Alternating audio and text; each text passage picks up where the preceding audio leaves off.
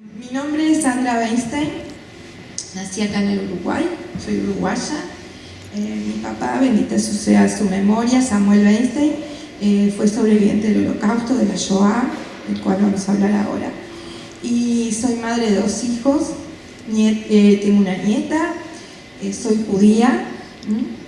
Y estoy muy feliz a pesar de la poca convocatoria, pero bueno, los que están me van a escuchar y van a aprender un poquito sobre esta historia, ¿sí? Bueno, vieron que elegí para iniciar esta charla 2 fotos, creo que son emblemáticas de Rocha, ¿no? ¿Están de acuerdo? Sí, ¿no? El teatro y la plaza, ¿no? Porque siempre que hago charlas busco saber a dónde voy, si voy a una escuela o voy a un lugar, siempre busco fotos, interiorizarme al lugar que voy, ¿sí?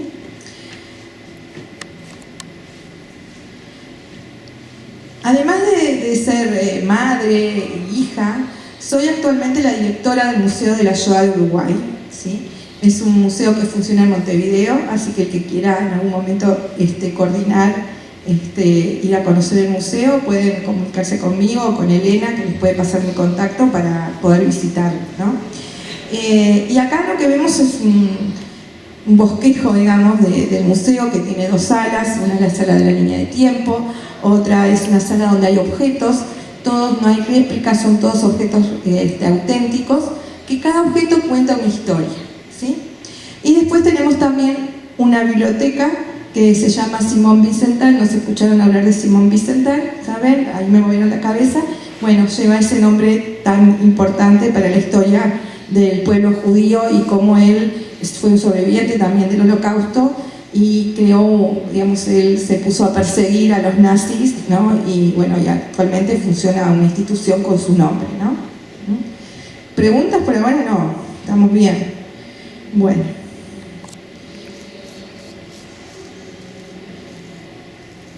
Para continuar y antes de entrar en el tema, para mí es muy importante hablar cuál es la misión de nuestra institución. Y yo estoy cumpliendo hoy con esta misión. Si ustedes ven que nuestra misión es justamente la memoria y transmitir lo que pasó durante la Shoah, el Holocausto, ¿sí? A las jóvenes generaciones, ¿no?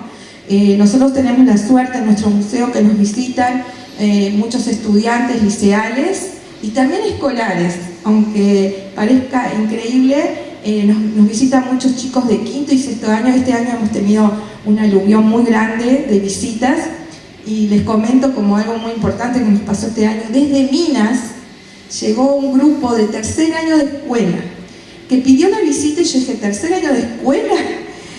¡Wow! Dije yo. La maestra me habló, me dijo, los niños están interesados, estamos trabajando en la Franca porque había una necesidad de ellos.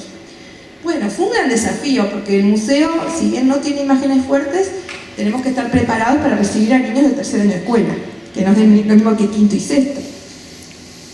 Vinieron, eran como más de 50 chicos, ¿no?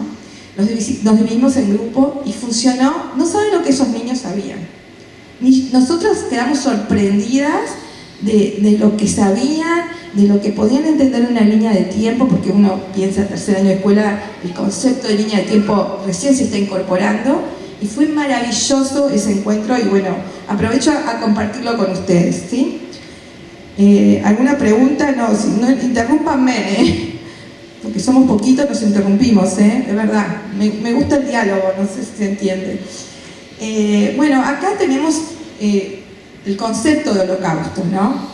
Que es, la palabra etimológicamente quiere decir sacrificio por fuego, que en realidad no entendemos que el holocausto haya sido un sacrificio por fuego, pero a nivel mundial, inclusive en la ONU, se usa esa palabra, que no es necesario decir holocausto judío.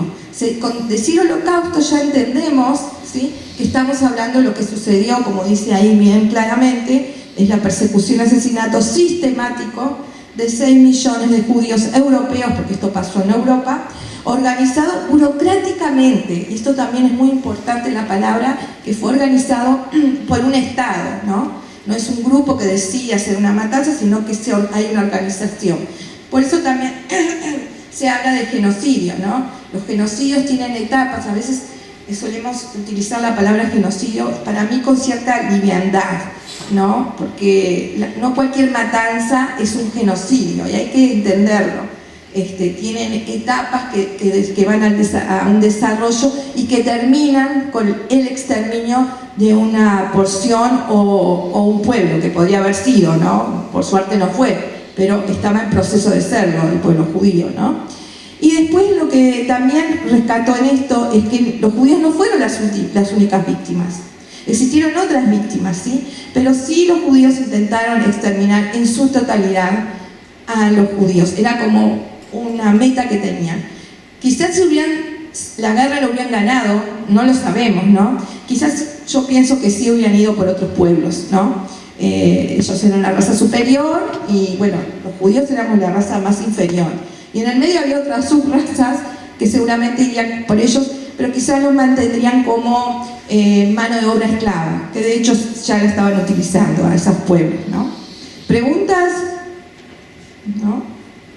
Bueno, después tenemos la palabra Shoah. ¿Alguien de ustedes escuchó hablar de esta palabra? A ver, que me mueve. ¿Nadie? ¿No? Bueno, nuestro museo no se llama Museo del Holocausto, ¿vieron? Se llama Museo de la Shoah. Porque nosotros sentimos que esta palabra, que viene del hebreo, que está en el Antiguo Testamento, habla justamente de eso, de una destrucción, de un daño, y por eso nos sentimos más identificados con esa palabra, porque es lo que sentimos que nos sucedió. Lo que sucedió al pueblo judío fue eso, una destrucción, un cataclismo, donde mueren 6 millones de seres humanos, porque eran seres humanos, entre ellos 1,5 millones de niños, y para mí es muy importante entender que no solo fueron esos 6 millones, sino todo lo que perdimos que no pudo ser, porque cuántos seres humanos hubieran nacido de todas esas personas que fueron exterminadas, ¿no? Se entiende que es el número, pero es mucho más que eso, ¿no? A veces solimos decir, ¿quién sabe si adentro de ese número y no había una persona que descubría, que iba a descubrir la vacuna contra el COVID o otras cosas, ¿no? Importantes.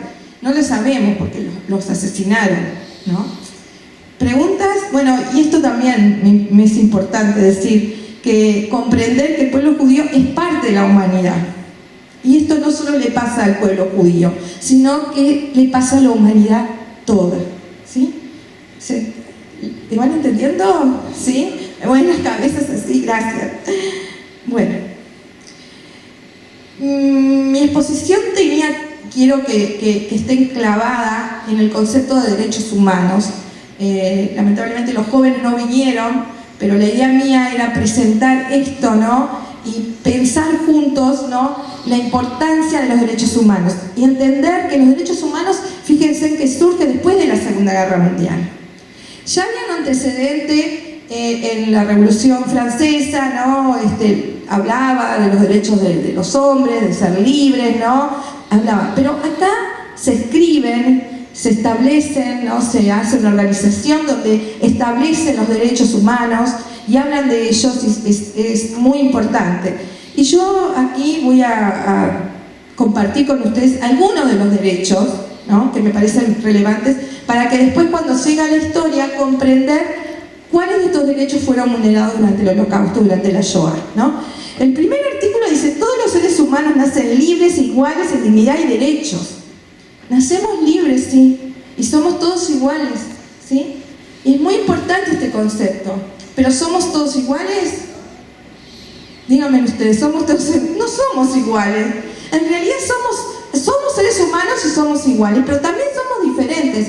Y lo importante de esto es respetar las diferencias y aceptar el diferente, ¿sí? Y comprender que el otro también es un ser humano, con su historia, con sus características, con lo que él es como persona, ¿no? Con su historia familiar también, ¿no?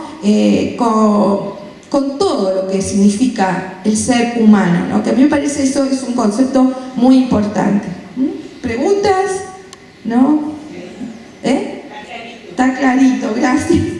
No considero que los judíos sean diferentes. No, yo tampoco. Yo soy judía y yo lo primero que digo cuando me dicen eso, yo soy primero ser humana. Soy una persona y soy judía, pero es verdad que los judíos no somos diferentes. Todos en realidad, como dije antes, todos somos diferentes, ¿no? por nuestra historia, por nuestra religión, por nuestro color de pelo, si somos más gordos, más flacos, no sé. Hay tantas diferencias, ¿no? Por nuestra ideología también. Pero no quiere ser que porque vos pienses diferente al otro lo tenés que discriminar y atacar. Él puede pensar diferente a ti y vos podés pensar diferente y lo importante es dialogar, ¿no? Poder tener un diálogo cuando hay este tipo de diferencias. Quizás al otro lo convenzas o quizás no, pero siempre con respeto, ¿no? ¿Sí? Bueno, este segundo artículo, que como ven traigo a Mafalda acá, dice, toda persona tiene todos los derechos y libertades sin distinción alguna, ¿no? Y acá, de color, de sexo, de idioma, de religión, opinión pública, de cualquier índole, origen nacional o social, posición económica, nacimiento, cualquier otra condición, y así seguimos, ¿no? Y esto también es, bueno, lo estuvimos hablando antes, ¿no? De eso, de entender esa situación de diferencias, ¿no? Después tenemos estos dos artículos, también todo individuo tiene derecho a la vida. A la vida. Hoy que estamos en tantas guerras que están pasando. Derecho a que no me maten, ¿sí? No importa por lo que sea, pero que no me maten. Derecho a tener vida, ¿no? Y el otro también, nadie está sometido a la esclavitud. Sabemos que la humanidad ha esclavizado desde las épocas más antiguas a otros seres humanos, ¿no? Los judíos fueron en un momento esclavos, pero también las personas afrodescendientes y otros pueblos también fueron esclavos. Y hoy también hay sectores que se manejan también con, quizás no la esclavitud que entendemos de antes, de la época antigua, pero sí sabemos que hay historias terribles de niños donde son utilizados como esclavos, ¿no? Quizás no los conocemos tanto, pero sabemos que están ahí, ¿no? Y tendríamos que ayornarnos más de eso, ¿no? Después tenemos estos otros artículos. Nadie será sometido a tortura, ni a pena, o trato cruel, inhumano, o desagradable, o sea que nadie tiene que ser torturado, ¿no? Dice el artículo. Toda persona tiene derecho a circular libremente, elegir su residencia en el territorio de un estado. Toda persona tiene derecho a salir del país, incluso del propio, y poder regresar. Miren esto que dice, es muy importante, ¿no? Y después dice, toda persona tiene derecho a una nacionalidad. Y cuando una cosa, esto parece muy, muy fácil, bueno, si vos naciste en Uruguay, sos uruguayo, ¿no? Si vos naciste en argentino, sos argentino. Pero ahora después vamos a hablar cómo los judíos perdieron su nacionalidad, muchos, y se llamaban apatrias, que no tenías patria. O sea, cuando te preguntaban dónde naciste, en un momento determinado en Alemania nazi, los judíos perdieron la nacionalidad. Quiere decir que no los reconocían como alemanes, que habían nacido en Alemania.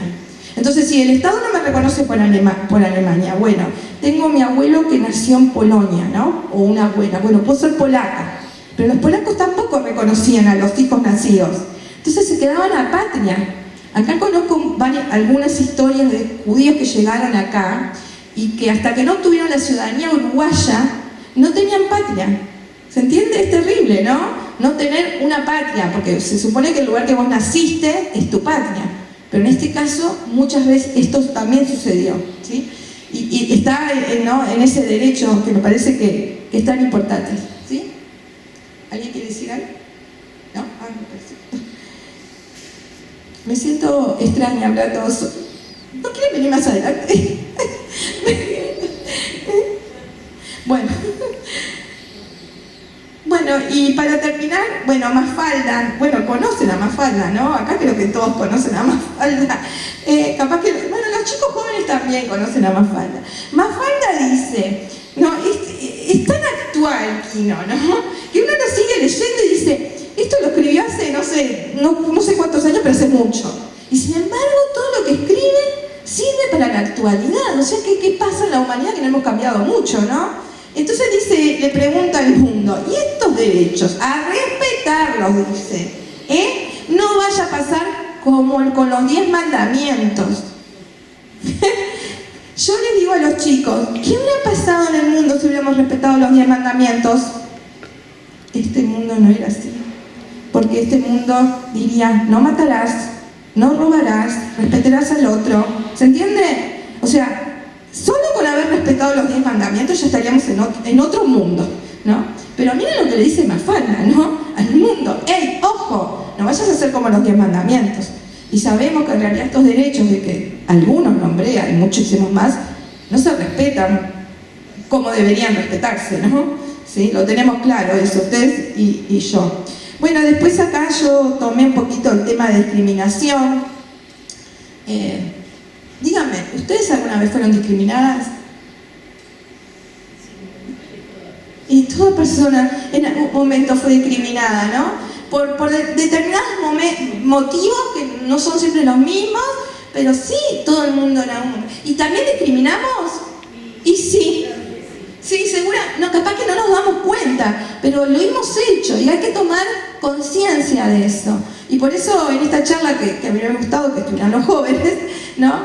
Era un poco trabajar ese tema de entender qué quiere decir discriminar y qué puedo hacer yo para no discriminar, ¿sí? Entonces este concepto, y esto que Diana Wan es una hija de sobrevivientes que vive en Argentina, está viva, ¿sí? Ella ha escrito varios libros, es psicóloga y se ha dedicado mucho al estudio del Holocausto, y dice esto tan impresionante que yo lo tomo y lo quiero leer. Los nazis no solo querían quitarle a los judíos sus derechos humanos, sino también el derecho a ser humano. Porque ellos fueron, y ahora vamos a ver, sacándole todos esos derechos que son tan importantes y del que estuvimos hablando. El derecho a la vida, ¿se acuerdan? El derecho a ser libre, el derecho a ir de un estado al otro libremente, ¿no? Y así podría nombrar mucho más, yo tomé algunos, ¿no? Bueno, acá tengo una cronología que me parece muy importante. Cuando Hitler llega al poder en 1933, y ¿ustedes saben cuándo empezó la guerra? 39, o sea que septiembre del 49, 1 de septiembre del 49, bien. Entonces, ¿qué pasó? Pero Hitler llega al poder en el 33. Y yo, en esta línea cronológica que les voy a mostrar, vamos a ver hechos puntuales que en un solo año van a pasar y van a hacer que él se convierte, porque él llega al poder democráticamente. Acá estamos en la República de Weimar. Él es votado por su partido, el partido nazi, recibe una cantidad importante de votos, por eso es nombrado canciller, ¿no? En realidad los que estaban en el gobierno dicen que pensaban que lo iban a manejar fácilmente a este hombre, pero no fue así. En realidad él cuando asume, enseguida, miren, ahí dice, el presidente Hindenburg nombra a Hitler canciller, el 30 de enero, ¿no? Lo nombra. Inmediatamente, al mes, bueno, ahí está Hitler, aquí. El 27 de febrero, ¿sí? Se quema el Parlamento alemán se prende fuego. Hitler, ¿saben qué dice? ¿Que quién lo quema? Los comunistas. Sí. Toda la culpa a los comunistas, sí. Y los judíos. Porque los comunistas, no se olviden que Marx era judío, aunque no lo decía mucho, pero era judío. Entonces toda la culpa en realidad siempre... Exacto. Entonces la primera medida que hace es esa, ¿no? Yo creo que él manda quemar el Parlamento. Y acá yo siempre hago un cierto, no es paralelismo, pero sí comparación. Les digo a los chicos, ¿qué pasó en Uruguay? ¿Cuándo empieza la dictadura? ¿Cuándo se cierra el Parlamento?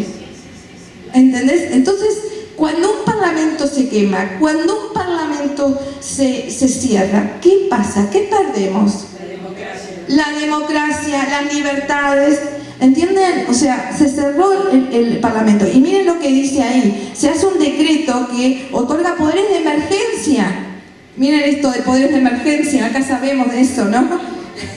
Vieron que no están, ¿no? Las etapas son en algunas, podemos hacer, yo no diría comparación, pero sí paralelismo, exactamente, paralelismo. Y se decreta una ley que se llamó Decreto del Fuego, ¿no? Donde miren lo que se suspenden. Se suspenden los derechos civiles a los opositores del nazismo, libertad de expresión, asamblea y prensa. Ya no se podían reunir, la prensa estaba controlada. Fíjense que hacía un mes que Hitler había llegado al poder. ¿Entienden? Y ya está pasando esto en Alemania. Por eso yo pongo este año como... después pasan muchas cosas más, pero yo tomo este año como... Se crea el primer campo de concentración en Dachau. O sea, en enero y en marzo ya tenemos un campo. En este campo no iban los judíos todavía. ¿Quiénes iban? ¿Quién les parece que iban? Los comunistas. Los contrarios a Hitler, exactamente. Para eso lo crean. Todavía podían ser judíos, sí, capaz que había judíos, pero no iban por ser judíos todavía. Iban por ser opositores al régimen, que los querían, los torturaban, les hacían cosas terribles para tratar de hacerles entender que tenían que pensar como ellos, ¿no? Pero lo increíble de todo el tema de Hitler es que él lo que quería era pintar, entrar en la Academia de Bellas Artes. Sí. ¿Cómo transforma ese Hitler artístico en ese desastre? En ese desastre, exacto. 2 veces intentó entrar a la academia en Austria y no lo logró. Como buen pintor, resultó un buen dictador. Sí, como buen pintor. Como mal pintor, exacto. Sí, exacto. Había en él algo, ¿no? Bueno, acá estamos en abril, ¿no? 4 meses que Hitler llega al poder. Pero enseguida también se acuerda de los judíos. No se crean que no se acuerdan de los judíos. Hace un boicot. No tengo que explicar a ustedes qué es un boicot. A veces a los jóvenes hay que explicarles porque no saben lo que es un boicot. Si estuvieran acá los jóvenes, seguramente tendría que explicarlo. Pero sé que ustedes lo van a entender. El boicot duró un día. ¿Qué quiere decir? Pintaron los negocios con estrellas de David. Separaron los de la SA en las puertas para que nadie pudiera entrar a comprar esos negocios. Y he investigado por qué duró un día. Porque duró un día eso. Alemania, estamos en el 33, estaba en crisis todavía, sabemos la crisis de Alemania, que por eso también Hitler no les promete mucho a los alemanes en su discurso, que los va a sacar de la pobreza, que va a ser el resurgimiento de Alemania, y el pueblo le cree. Estamos viendo ahora lo que está pasando en Argentina, no necesitamos, miren, le están creyendo a no quiero decir nada, pero bueno, está, se entiende, ¿no? Entonces, deciden un día solo, porque Hitler pensó, la economía yo todavía no la puedo, está muy endeble y yo necesito todavía esos negocios judíos que estén abiertos y que la gente todavía no ha hecho, hace 3-4 meses que asumí. Él después va a hacer un lavado de cerebro en las escuelas, va a crear las juventudes hitlerianas, todavía eso no está en marcha. Entonces él, ¿saben qué? Él tiene miedo que el pueblo se vaya en contra de él. Porque él podría decir, ¿por qué yo no puedo ir a comprar a mi vecino judío, que yo lo conozco de toda la vida? Yo no entiendo. Entonces, él es vivo. Yo digo, un día. Pero, ¿se acordó de los judíos? Sí se acordó de los judíos. Al poco tiempo de asumir. Pero esto no termina acá. Va a venir la famosa quema de libros, ¿no? Cuando algunos chicos me preguntan, ¿qué? Bueno, ¿libros de judíos? Sí, libros de judíos. Pero por supuesto, libros de marxismo, libros de comunismo, libros de escritores que eran opositores, aunque no hablaran de política, los quemaron. Y hay un filósofo, Henry Heine, escribió en el siglo XIX, este poeta, escribió algo que uno se queda como pensando en eso que él escribió. Él puso así, donde se queman libros al final, se queman personas. Él no sabía de Auschwitz, él no iba a saber de los campos.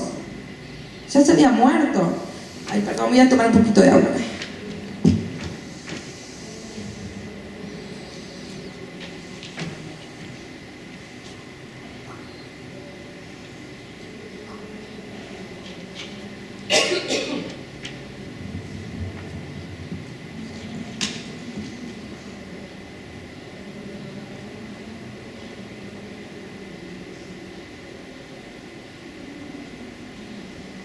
Y miren cómo sigue la historia.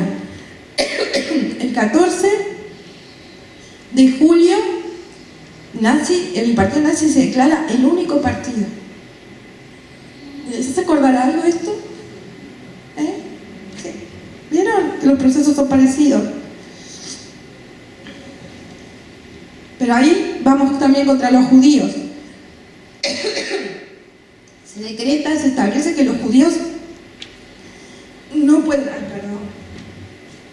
El polvillo de acá.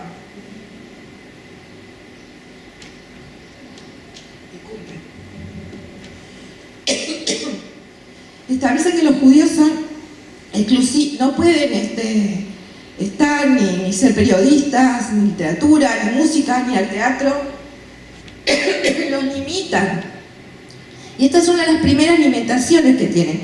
¿Quiénes trabajan en el periodismo? ¿Quiénes trabajan en el teatro? ¿Quiénes hacen exposiciones de artes? Son censurados. Ya no lo pueden hacer más, ¿no? Empezó por la cultura, ¿no? ¿Vieron?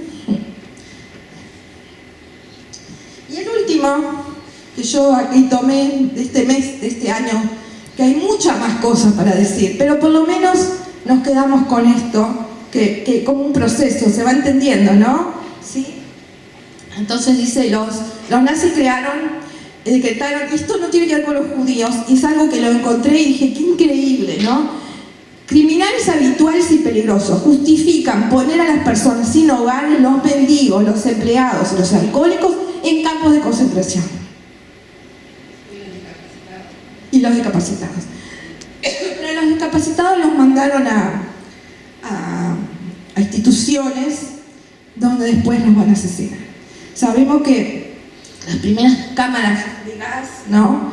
Que se fabricaron, la utilizaron con sus propios, con los propios alemanes. ¿Sí?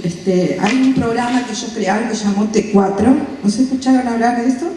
¿No? Es un programa que se establece antes de la guerra, va a durar durante la guerra, y era para asesinar a los discapacitados intelectuales y motrices.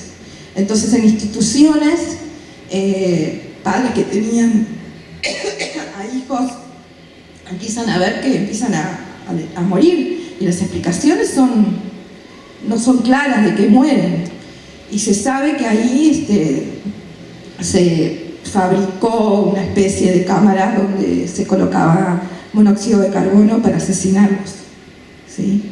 Después eso paró, hubo mucha manifestación, no tanto de la Iglesia Católica, sino de los protestantes, que no se olviden que en Alemania, ¿no?, tienen peso, y también de los testigos de Jehová, ¿sí? Ellos hicieron manifestaciones y ahí Hitler aplacó un poco la situación, ¿sí?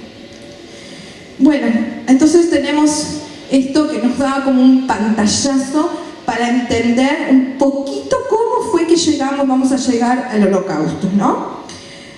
Ahora vamos a empezar, y es importante saber el antes de la Shoah. ¿Qué pasó antes de la Shoah? ¿Cómo era la vida de estas personas? Y la vida de las personas estas eran muy normales. Ustedes ven fotos ahí de niños bailando, familias. Esta foto, bueno, voy a señalar, en la que está el nenito en caballito, ese es mi papá. La puse porque me parece como que vean que, o sea, no eran religiosos, ¿no? Ustedes podrían decir que son judíos y ven las fotos. Gente normal, ¿quién dijo eso?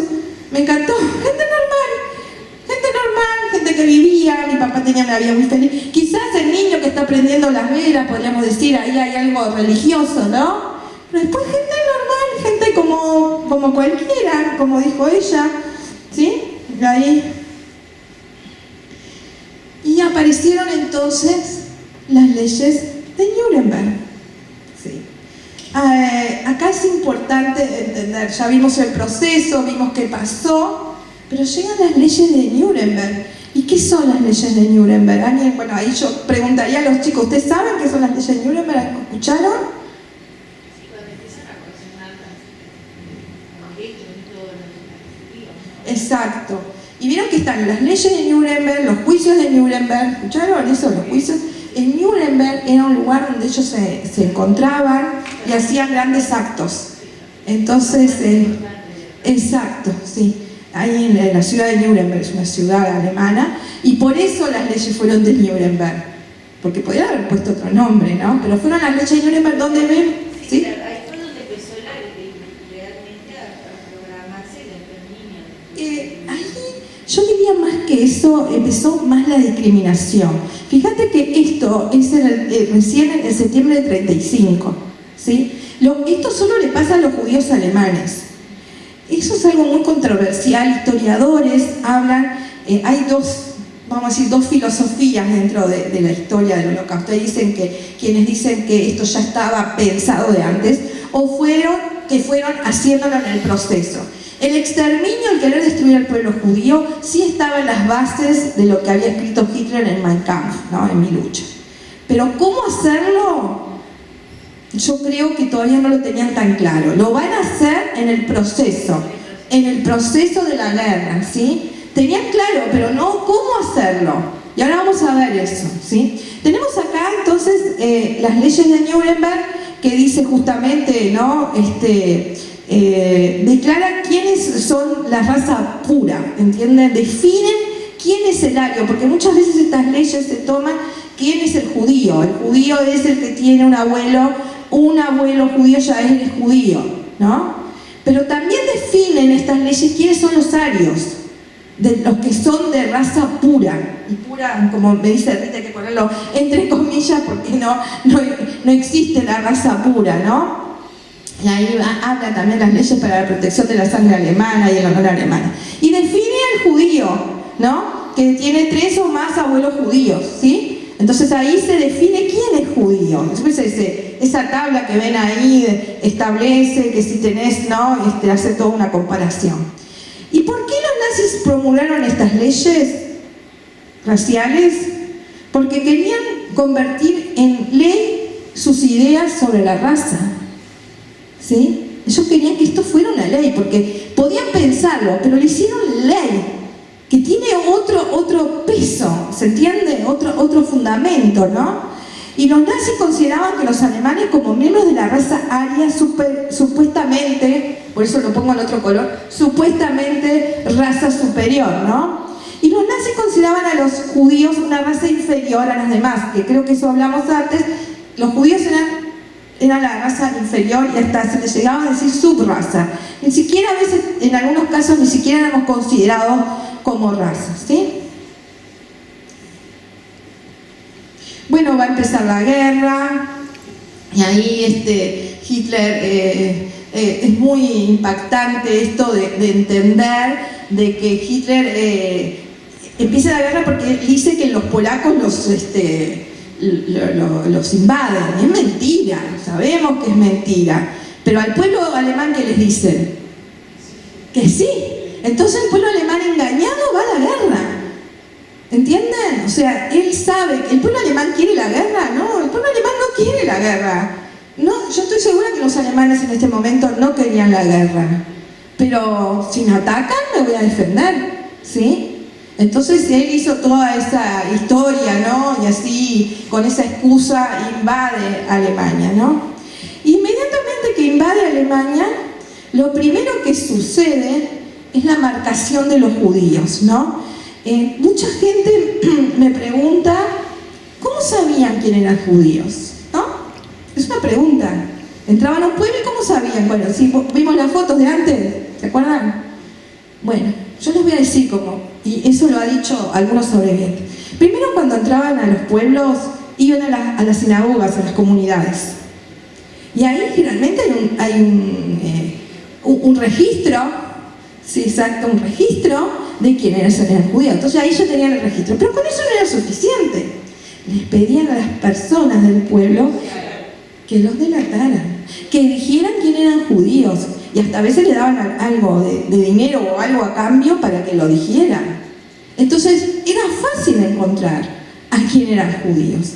Y antes de llegar a los guetos, que capaz que ustedes ya saben de lo que es, pero ahora lo voy a explicar igual, lo primero que hicieron entonces es marcarlos con esa estrella de David amarilla, que por ejemplo en Francia decía judío en francés, ¿entienden? No eran siempre, tenían diferente, depende del país donde estabas, cómo estaba escrito el nombre, ¿no?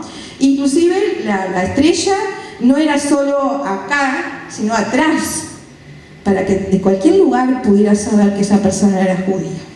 Y los niños son muy especiales, los niños preguntan, ¿pero y qué me lo ponía. ¿Cómo? Y bueno, si no me la ponía, ¿qué me iban a hacer? ¿No? Porque es una pregunta que los niños hacen. Ustedes no se la preguntan, bueno, yo no me la ponía y salían, oh, ¿podría salir? Sí. Estamos en guerra, la calle está llena de soldados. Y cuando hay soldados preguntan, ¿documentos? Entonces cuando vos mostrás tu documento, no tenés la estrella. Bueno, ahí sabemos que podía pasar cualquier cosa. Entonces, el que no se ponía la estrella, que podía haber gente que decidiera no, ponía en riesgo su vida. Capaz que se quedaba solo adentro y no salía, pero también había que salir a buscar comida, ¿no? Era imposible estar encerrados todo el tiempo. Entonces, eso también es una pregunta que dice, ¿por qué se pusieron las estrellas? Bueno, no tenían otras, se la tenían que poner o poner, ¿sí? Y acá vemos algunas de ellas. Y después los alemanes inmediatamente, después que los identifican, crean los guetos. ¿Ustedes escucharon hablar de esta palabra guetos? ¿Sí? Ahí me mueve la cabeza. ¿La señora ya sabe lo que son los guetos? Sí. Exacto. Muy bien, exactamente. Pero eran los dos guetos más grandes que existieron fue el gueto de Varsovia y el gueto de Lodz. Después en otros pueblos hubieron pequeños guetos que en muchos casos, bueno, el de Varsovia tenía una muralla terrible. Estuvimos con Elena, fue difícil encontrar el gueto, ¿no es cierto?, en esa ciudad que está todo reconstruido. Realmente era como, no sé, yo me sentí muy agobiada, no sé, Elena, ¿cómo lo viviste?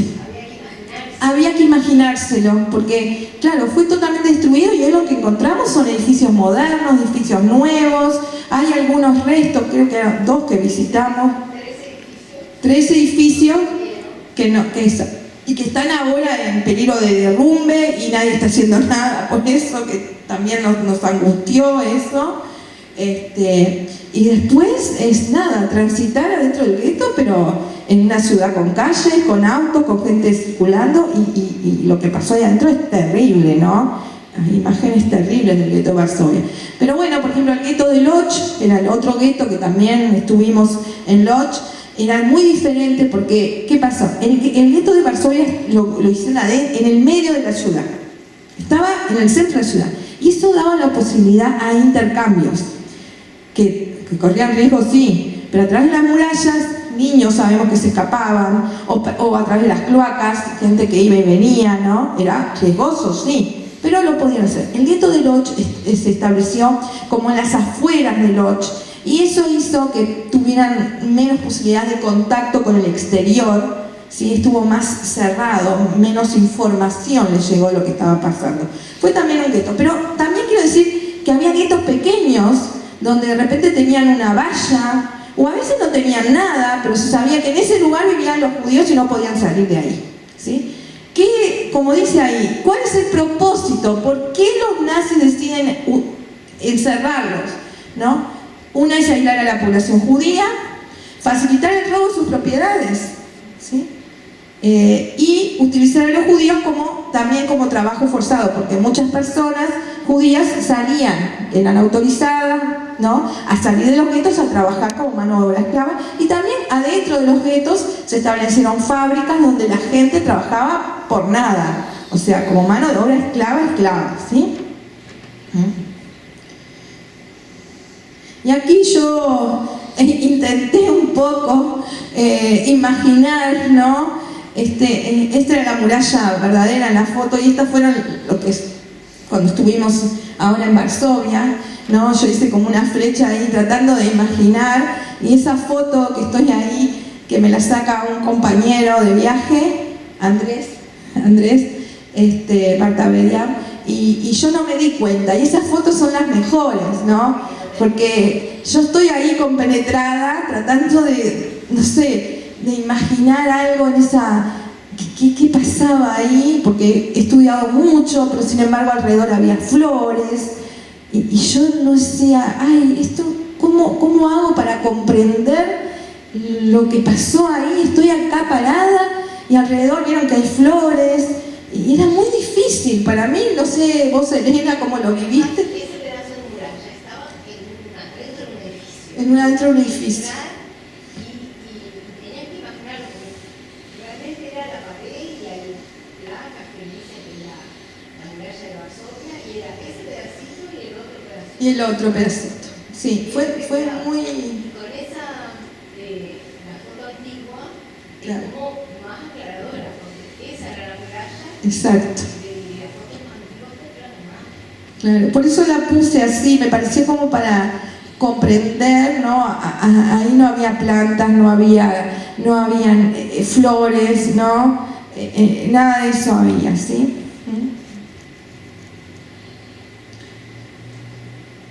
Bueno, después acá dos imágenes más del gueto, cuando estos son dos guetos, esto es el gueto de Lodz, que muchas veces tenían dos sectores adentro de la ciudad y tenían un puente por donde abajo circulaba la gente normalmente y ellos cruzaban. Miren la cantidad de gente que hay arriba de ese puente, y eso era que los guetos estaban súper poblados, donde la comida escaseaba, donde los alimentos, los remedios, el dilema que tenían los médicos, que bueno, acá tenemos, ¿no? Terrible, de a quién le doy la insulina, a quién le doy el remedio para, no sé, el antibiótico. Elegir entre la vida y la muerte. Eran dilemas terribles que tenían que enfrentar los médicos y otras personas más también, pero los médicos tenían eso, porque dentro del gueto funcionaban hospitales, ¿sí? Y que en cierto modo el médico decía, bueno, a este ya está, ¿no? Porque no tenían muchos elementos para curarnos, ni remedios, ni nada. Y después esto que dice Jürgen Verboten, judíos prohibido, dice, porque en realidad los judíos están atrás de la valla, ¿no? Pero les avisan a los que llegan ahí, acá están los judíos, prohibido entrar. ¿Entienden? El cartel no es para los judíos, es para los que están afuera. ¿Sí? Les están diciendo, verboten, prohibido entrar, judíos, ¿no? Como que algo ahí es peligroso. No entres ahí, ahí están los judíos. Sí, más o menos, ¿viste? Sí.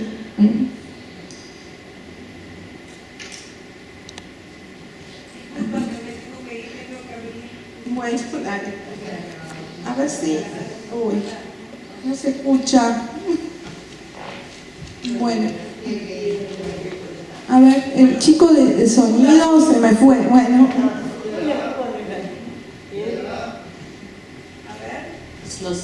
Todas las esquinas, en todos lados. A la mamá de Rita. ¿Qué es lo que debemos hacer? Primeramente nos dijeron que todos los judíos deben caminar bajo la vereda junto con los coches y los carros. Nosotros no lo podíamos entender. ¿Cómo es esto? ¿Por qué nos hacen eso? ¿Qué hicimos nosotros para que nos humillen de esa manera? Pero no había contestación. Pero muy pronto veíamos nuevamente afiches, carteles por todos lados de que se va a formar un gueto.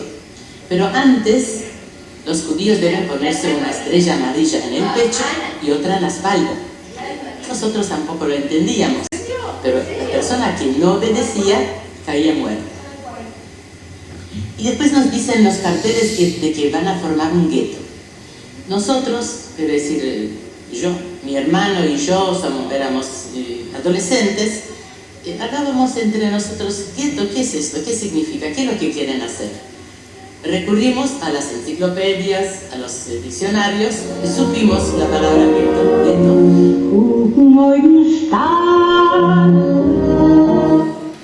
Bueno, esto yo me gusta siempre ponerlo. Ella vino de Polonia. Bueno, va a pasar por varios. Mañana, hoy de noche, vamos a tener la historia completa con su hija que va a contar. Pero bueno, yo tomo este extracto porque me parece muy importante cómo ella explica el gueto. ¿Vieron? Ella explica ahí lo que significó llegar al gueto. Y esa canción que estaban escuchando es cantada por Ana, que canta una canción sobre el gueto, ¿no? No pensé que iba a tener el mismo público que seguramente tengamos de noche, ¿no? Pero bueno, les adelanto algo, ¿no? Bueno, y acá dos conceptos, qué significa solución final y cuándo empezó a implementarse la solución final, y cuál fue su origen. Entonces, este plan de exterminio, vieron que estábamos hablando cuándo comienza el exterminio, ¿no? Y acá es central la invasión de Hitler a la Unión Soviética.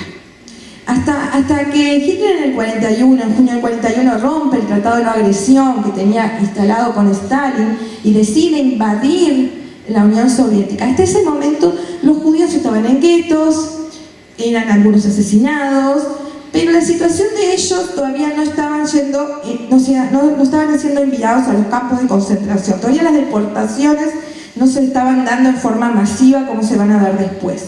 Pero después, cuando sí instrumentan ¿por qué instrumentan esto? Les voy a explicar por qué. Porque empieza lo que se llamó el holocausto por balas. Cuando los nazis entran a la Unión Soviética, no entran solos con el ejército, sino que entran con lo que se llamó los Einzelgrupp.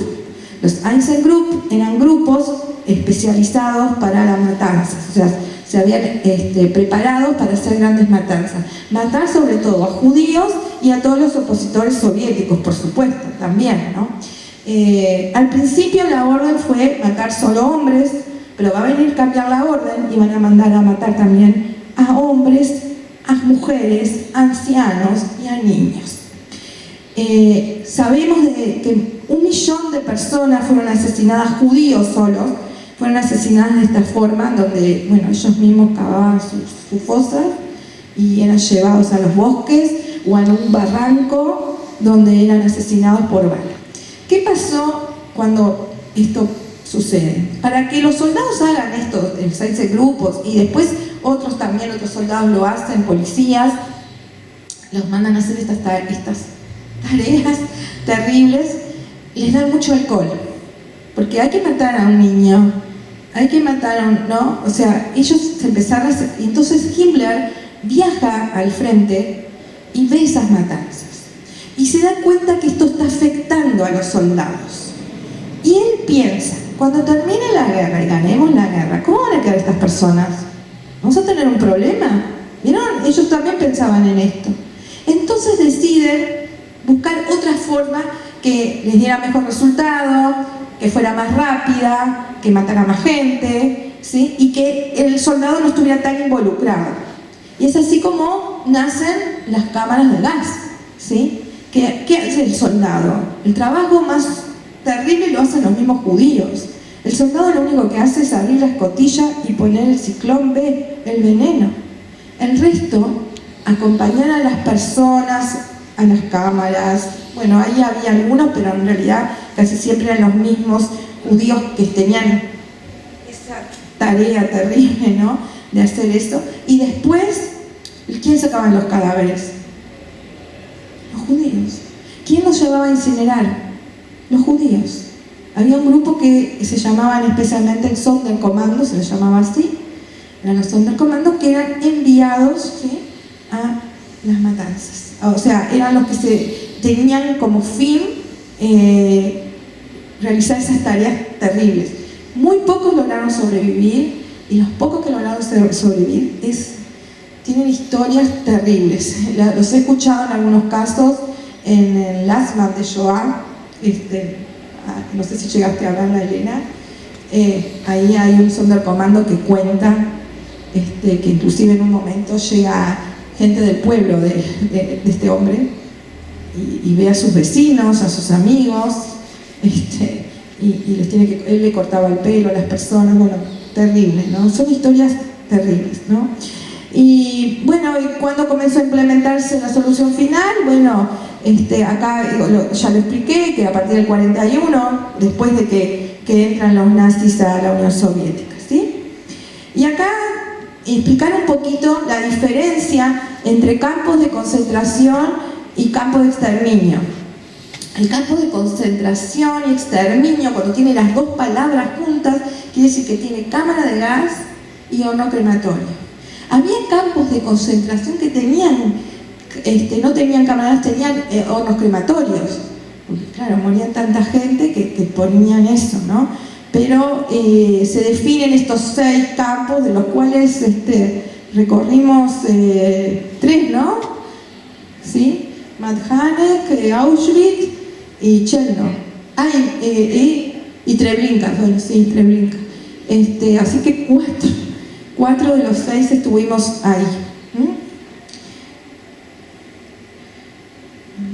Perdón, me fui. Bueno, yo quería compartir con ustedes hoy acá algunas imágenes que saqué cuando estuve en el campo, ¿no? Esas imágenes del tren llegando ahí, yo miraba esas piedras y pensaba que por ahí uno lo veía todo verde y uno pensaba, estoy segura que cuando pasó esto no estaba verde, ¿no? Seguro que no estaba verde, ¿no? Era como también, igual creo que en Auschwitz pudimos sentir más, ¿no, Elena? Cuando entramos a las cámaras, En todos. Bueno, a mí me costó mucho el gueto de Varsovia. Tengo que reconocer que no podía ubicarme ahí, porque vi muchas películas y decía, pero ¿dónde está todo lo que yo no lo podía encontrar? ¿Sí? Me costó mucho. ¿Sí? Bueno, después llegamos a Auschwitz-Birkenau, donde los judíos entraban y lo primero que decía, el trabajo libera. Y si ustedes ven bien el que hizo el cartel, la B larga de Arbeit, de la primera palabra, ven que la B está al revés. ¿La ven? Mire, dice A-R-B. R-B. ¿Vieron la B? Que está gordita arriba y abajo, que en realidad no es así la B larga. Entonces quiere decir que alguien hizo esto de una manera de rebelarse. Yo digo que ahí había un hombre que pensó, bueno, no lo voy a hacer perfecto, voy a decir de alguna manera, lo escribo, porque claro, porque yo pienso en los judíos entrando ahí, dice, el trabajo libera. Bueno, yo voy a trabajar y me voy a liberar, ¿no? ¿Qué puedo pensar si entro a un lugar que dice ese cartel? ¿No? Así que bueno, ahí. Después estuvimos en un lugar donde se acumulaban los zapatos. Sabemos que los judíos eran, cuando llegaban, apropiados de todas sus cosas, y entre esas cosas yo, en esas imágenes de los zapatos, fui conectándome de verdad con el zapato rojo. Pensaba en esa mujer que llegó con un zapato rojo a Auschwitz, que tenía un taco todavía, ¿no? Y pensé, no sé, como imaginarme, debería ser una mujer coqueta, ¿no? Joven, me parece a mí. Y bueno, que cada zapato representa un ser humano, una persona, ¿no? Y ver esa cantidad, yo hice como un collage, ¿no? De imágenes. Y bueno, y aquí tengo a Ana también hablando del campo. Estamos ubicados dentro de los trenes, apretujados, donde entraban 30 personas, entraban como 70, 80, bien apretujados, cerraron herméticamente las puertas y marchando. Marchando no sabíamos a dónde, pero siempre con la esperanza de que vamos a estar mejor. Y también nos equivocamos, y siempre nos equivocamos. Ya llegamos después de 3 días y 3 noches, y se abren las pesadas puertas, y delante de nuestros ojos vemos algo que no podíamos creer que podía ser real. Vimos gente esquelética, sin pelo, no sabíamos si eran mujeres o hombres. Nos querían hablar o nos hablaban, pero no podíamos escucharlos, y nosotros siempre pensando de que eso es una estación donde nos van a llevar a otro lado. Esto no es el lugar para nosotros. Nosotros somos gente normal. Esta gente no parece ser gente de este planeta. Pero nos equivocamos, como siempre. Nos dicen bajar, aussteigen. Este es el lugar donde ustedes tienen que bajar. Tienen que tirar por todos lados vuestras pertenencias, las valijas, las mochilas. Ya no nos importaba tampoco esto tampoco. ¿Para qué? Si mi mamá ya nos dijo, me parece que aquí ya no vamos a precisar nada, porque ella se dio cuenta enseguida. Y ya nos separan de nuestros hombres. No vi nunca más a mi papá. Mi hermano, el mayor, 1 año mayor que yo, se quedó con mi papá. Pero después, cuando nos encontrábamos acá en Montevideo, Él me contó que enseguida cuando estuvo en Auschwitz fue separado de papá. Mi papá tenía 44 años más o menos. Antes de la guerra parecía un príncipe, de tan elegante. Y yo me quedé con mi madre y dije, gracias a Dios por lo menos que estoy con mi mamá. Pero no podía entender esto. ¿Qué es esto? Separaciones de seres queridos. Esa gente detrás de alambrados, harapienta, esquelética.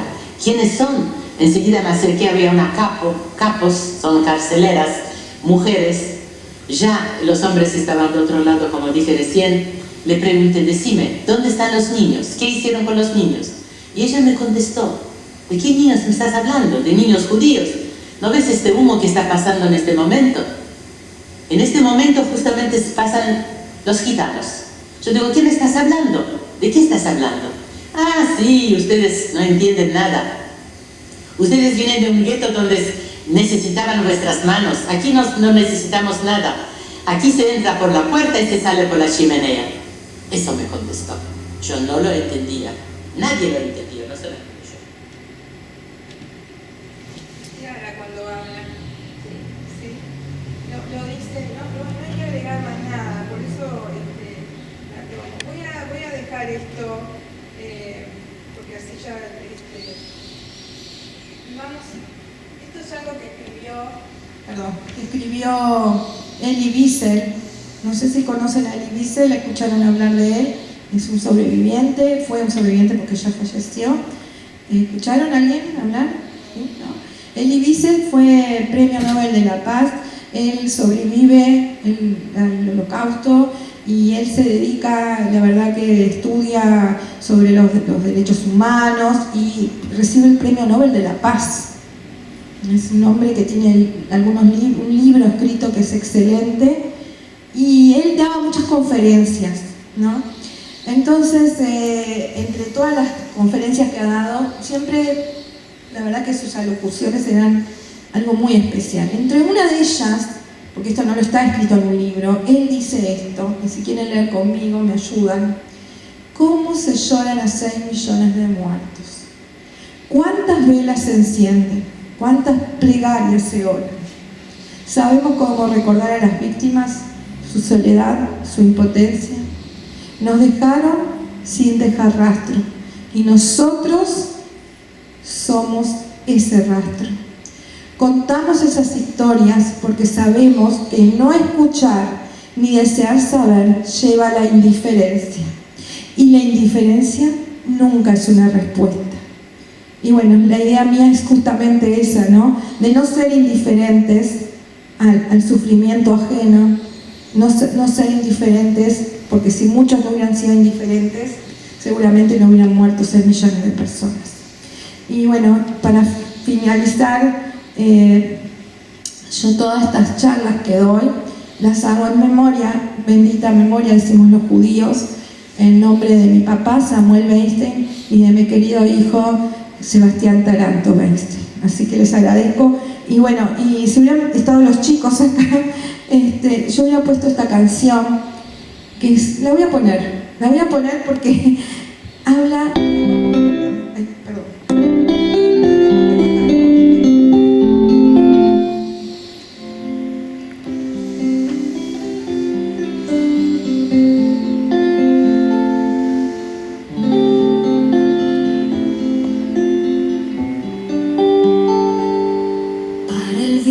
Una cometa, para el lienzo un pincel, para la siesta una hamaca, para el alma un pastel, para el silencio una palabra, para la oreja un caracol, un columpio para la infancia y al oído un acordeón, para la guerra nada.